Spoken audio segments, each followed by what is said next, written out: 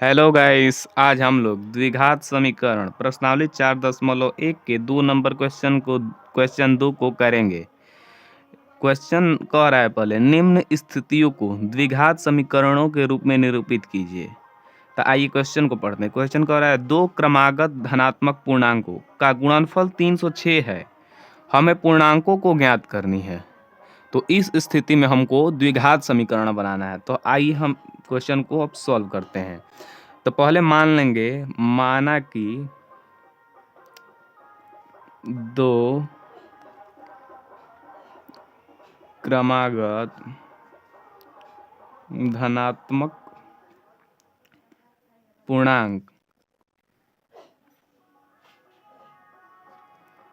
x एवं यहाँ पर जो पहला है वह x है, तो दूसरा को हम जब क्रमागत कह रहा है धनात्मक पूर्णांक भी यानी पॉजिटिव ही होगा, और क्रमागत कह रहा है यानी इसका अगला होगा, तो यहाँ पर x + 1 है। तो अब इसलिए प्रश्नानुसार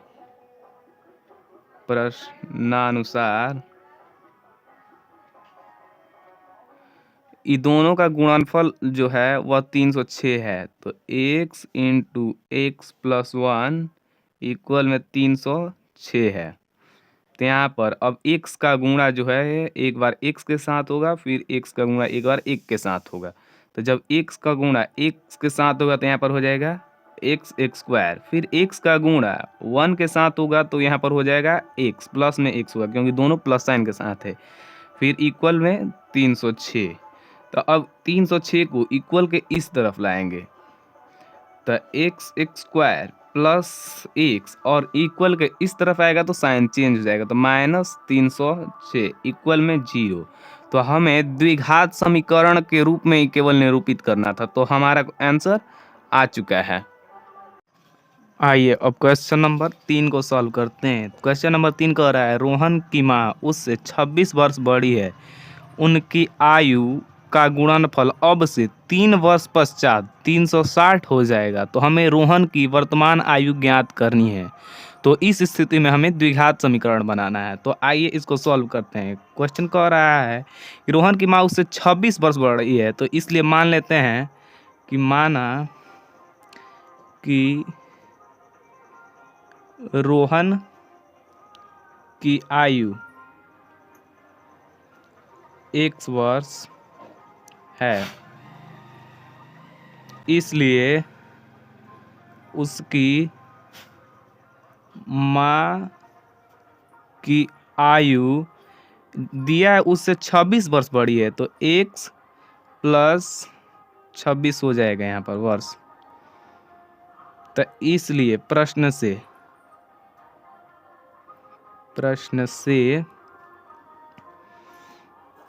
अब इसको बोल रहा है कि 3 वर्ष पश्चात 360 हो जाएगी कह रहा है, अर्थात 3 वर्ष और होने पर उसका आयु का गुणनफल। तो x + 3 इंटू में x + 26 × 3 इक्वल में 360 होगा। यहाँ ऐसा इसलिए हो रहा है क्योंकि लिख रहा है हो जाएगा, अर्थात 3 वर्ष बाद इनकी दोनों की आयु का गुणनफल 360 हो रहा है। को जोड़ देंगे, 26 और 3 को जोड़ेंगे तो यहाँ पर होगा x + 3 × x + 29 इक्वल में 360। तब इसका गुणा करेंगे सबके साथ, तो जब x का x के साथ गुणा करेंगे तो x² हो जाएगा। फिर x का 29 के साथ गुणा करेंगे तो 29x होगा। और जब 3 का x के साथ गुणा करेंगे एवं 3 का 29 के साथ गुणा करेंगे, तो जब 3 का x के साथ गुणा करेंगे तो प्लस में 3x हो जाएगा। फिर 3 का 29 के साथ, तो जब 3 का 29 के साथ कीजिएगा तो 87 आएगा इक्वल में 360। फिर यहाँ पर हो जाएगा x² 29x और 3x, तो प्लस में 32x प्लस 87। जब यह इक्वल के इस तरफ आएगा तो माइनस साइन हो जाएगा, तो -360 इक्वल में 0। तो फिर x² + 32x 360 में से 87 को घटाइएगा तो -273 इक्वल 0। तो यह द्विघात समीकरण ज्ञात हो चुका है, हमें यही ज्ञात करना था। चलिए अब प्रश्नावली 4.1 के आखिरी क्वेश्चन 4 नंबर क्वेश्चन को हम सॉल्व करते हैं। क्वेश्चन कह रहा है एक रेलगाड़ी 480 किलोमीटर की दूरी समान चाल से तय करती है। यदि इसकी चाल 8 किलोमीटर प्रति घंटा कम होती तो वह उसी दूरी को तय करने में 3 घंटे अधिक लेती। तो हमें रेलगाड़ी की चाल ज्ञात करनी है। तो देखिए यहाँ पर, यहाँ से रेलगाड़ी चलना प्रारंभ करती है। यह पूरी दूरी 480 किलोमीटर है। आइए अभी से माना कि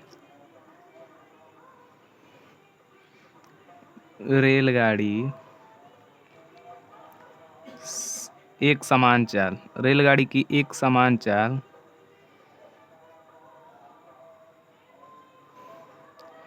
x किलोमीटर प्रति घंटा है।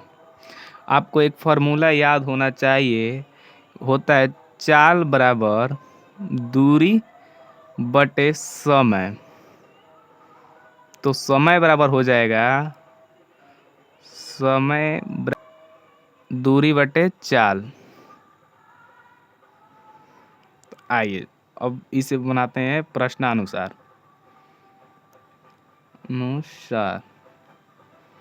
जब फर्स्ट टाइम में बोल रहा है कि 1 किलोमीटर प्रति घंटा इसका चाल है और दूरी पूरी है 418। तो यह हो जाएगा 480 बटे 1, समीकरण फर्स्ट। अब अतः T2 है यहाँ पर, अब लिखकर अब T2 टाइम दूसरा दिया है हमको, जब उसकी दूरी चाल को 8 किलोमीटर प्रति घंटा कम होती है तो वह 3 घंटा अधिक लेती है। तो यहाँ पर T2 हो जाएगा 480 बटे 1-8, यह समीकरण सेकेंड। तब इसको सॉल्व करते हैं तो यहाँ पर हो जाएगा, इसमें से इसको घटाएंगे हम, तो 480 x-8 माइनस में 480 बटे 1 इक्वल में 3 होगा, क्योंकि 3 घंटा अधिक ले रही है। अब हम इसको पहले इसका एलसीएम ले लेते हैं।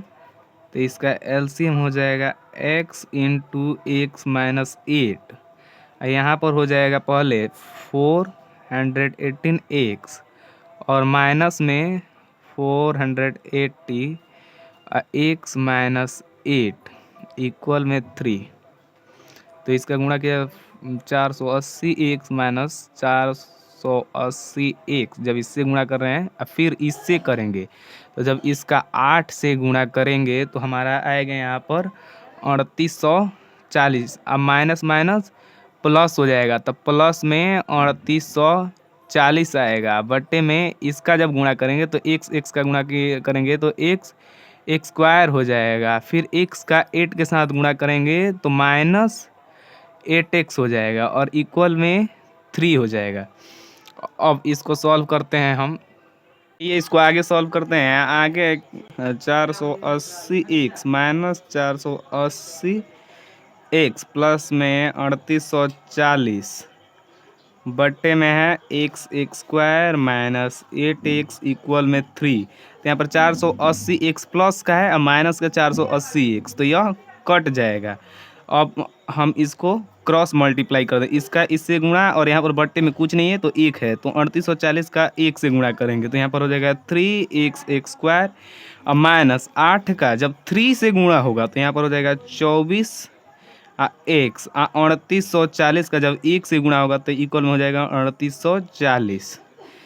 अब इस 3840 को इक्वल के इस तरफ ला देंगे तो यहाँ पर हो जाएगा 3x स्क्वायर माइनस 24x और माइनस में 3840 इक्वल 0। तो अब इन सभी में से हम 3 को बाहर कर सकते हैं, सभी में 3 कॉमन है, तो 3 को अगर हम कॉमन लेंगे तो यहाँ पर हो जाएगा x स्क्वायर माइनस यहाँ पर 24x है, तो इसमें से हम 3 कॉमन लेंगे तो 24 में से 3 लीजिएगा तो 8x आ जाएगा। और यहाँ पर 3840 है, तो 3840 में से जब 3 लिया जाएगा तो 3840 में 3 जब भाग दिया जाएगा तो 3 एकम दूने 1280, तो यहाँ पर आ जाएगा -1280 80 इक्वल में 0 हो जाएगा। तो अब जब 3 को 0 के बट्टे में भेज देंगे हम यहाँ पर, तो x square minus 8x minus 1280, और जब 0 के बट्टे में 3 को डालेंगे तो यह 0 हो जाएगा। अतः हमारा आंसर यही हो जाएगा, हमें केवल द्विघात समीकरण बनाना था।